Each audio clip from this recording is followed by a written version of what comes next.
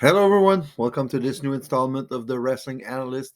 Today, I'm taking a look at what happened on the Smackdown episode of March 3rd, 2023. Here we go.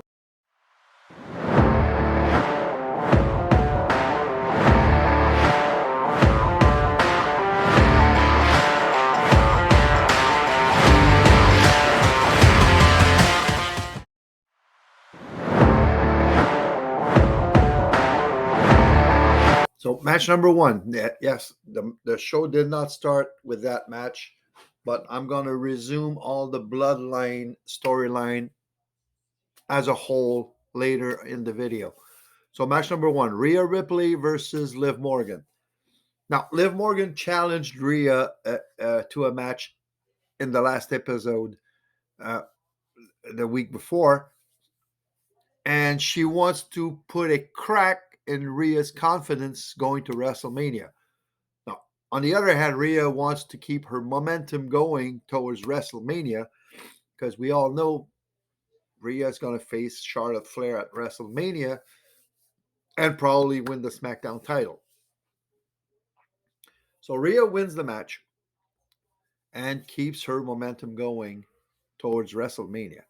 Now, Liv Morgan has lost a lot of matches recently. Uh, she is used right now to put people over as a former champion. So that's what happening right now with her. And are they going to build her back to the title picture eventually? Probably, but her character still needs work. The one that craves violence and punishment needs a little more work before she gets there. So let's go to the second match.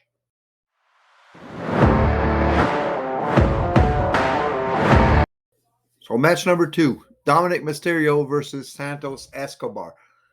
Now all this storyline, Santos Escobar, Dominic, and Ray, it all revolves around the Mexican wrestling heritage with the masks and everything.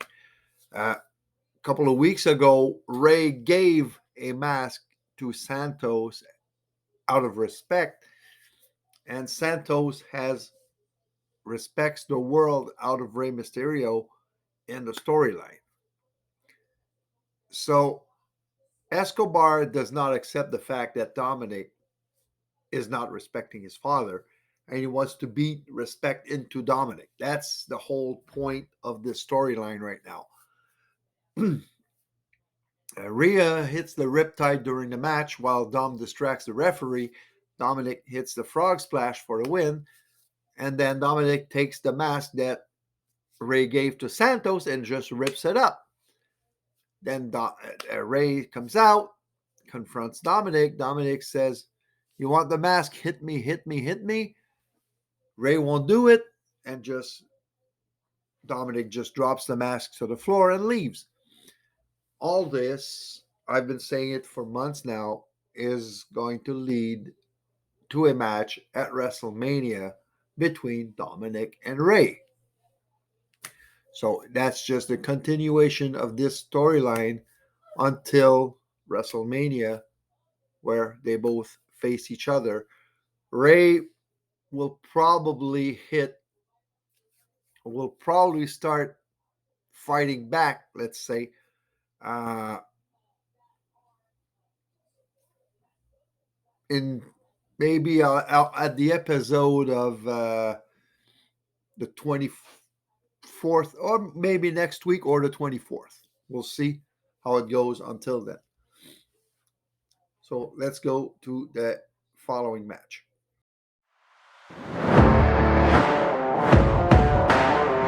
So match number three, Shayna Baszler versus Tegan Knox. Now I know that the poster was not that, but that was the original match that was scheduled. But apparently Ronda Rousey has an injury right now, so that match was changed to Shayna Baszler versus Tegan Knox. Now during the match, Shayna Baszler works on Tegan's arm, and she wins by submission. I've said it, I'll say it again. Uh, Shayna should be built like a freaking killer. They should give her an opponent, a worthy opponent, give her more than 5 minute matches, give her championship matches, and let her show what she can do. She was doing incredible matches in NXT, and I think Triple H is going to go there eventually, hopefully. Uh, Now, Shayna and Ronda are tag team championship bound. And I think that's going to be the start of building Shayna as a future contender for a title at one point. Now, just before that match, there was a segment with Drew McIntyre calling out Gunther, wanting to have a WrestleMania match against Gunther for the Intercontinental Championship. Now, Sheamus comes out, angry as hell, says to Drew that you know how much this title means to me, and you're backstabbing me, and blah, blah, blah, blah, blah. Then LA Knight comes out, New Day comes out, Karrion Kross comes out, brawl ensues, which Karrion Kross comes out as a last man standing. All this is for a setup for a match next week that took place. That took place on March 10th. I'm going to do the analysis of the March 10th edition uh, in the coming days. So all this is to set up that match. Um, then there was an interview backstage with Gunther, and all he says that he's worried because he wants to have a worthy opponent at WrestleMania. Then came out Bobby Lashley, calls out Bray Wyatt. Uncle Howdy sneak attacks him and gets slammed for his troubles. And then we had, okay, now it's time to resume all the bloodline storyline for the night. So the show started with the bloodline, and they're interrupted by Cody Rhodes.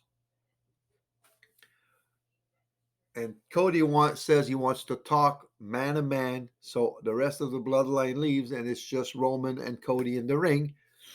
And Roman starts talking about Dusty Rhodes. And at the end of all that, Cody says that it's necessary for him to win at WrestleMania. Now, we had a few small segments during the episode. Roman asked Jimmy if he talked to Jay, and that he's running out of patience with Jimmy. Later on, Roman and Jimmy are in their dressing room with Solo, and Roman asks again, "Did you get in touch with Jay?" Jay says yes, and he says to leave him the hell alone. He needs time, and Jimmy at first lies and says he says hello, and then is that true? No, it says leave him the hell alone. So Roman blames Sami Zayn for Jay's attitude, says that if Jimmy gets rid of Sami, that Jay will come home. And says to Jay that he says that Jay has 1 week to come back, and that if he's not coming back, and that he says to Paul Heyman, if he's not back, he'll blame Jimmy Uso. So all this is to continue the storyline where Sami is destroying the bloodline, and he did an inside job while he was there. So let's go to the last match of the night.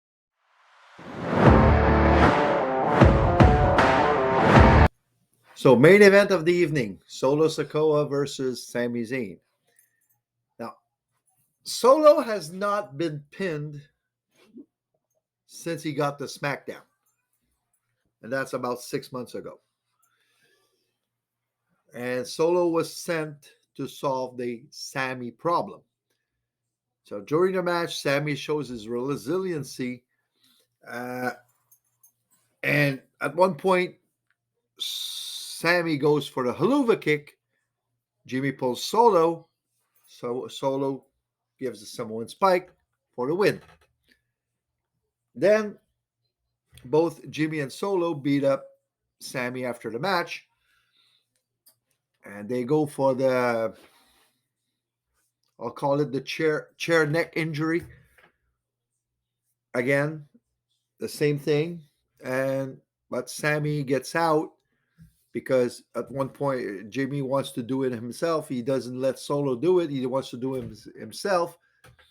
So Sammy gets out of the predicament, throws the chair to Solo, and hits a haluva kick on Jimmy and gets out of the ring and basically uh, flees the ring. So all this is to continue the war between Sammy and the Bloodline on SmackDown. And we all know that there's a war, Bloodline versus Kevin Owens on Raw. All this, we all know, is going to lead at WrestleMania to a match between the champions, Jay and Jimmy, versus Sammy and Kevin at WrestleMania. So that's it for today. Hit subscribe, hit the notification bell, leave a comment, ask a question if you want. I'll be happy to answer. And of course, if you know people that love wrestling that would like to see and hear what my take on an analysis on the storylines, well, just introduce them to the channel. Have a nice day, and I'll be back tonight probably to do the raw analysis from the January 6th, March 6th. Sorry. Have a nice day.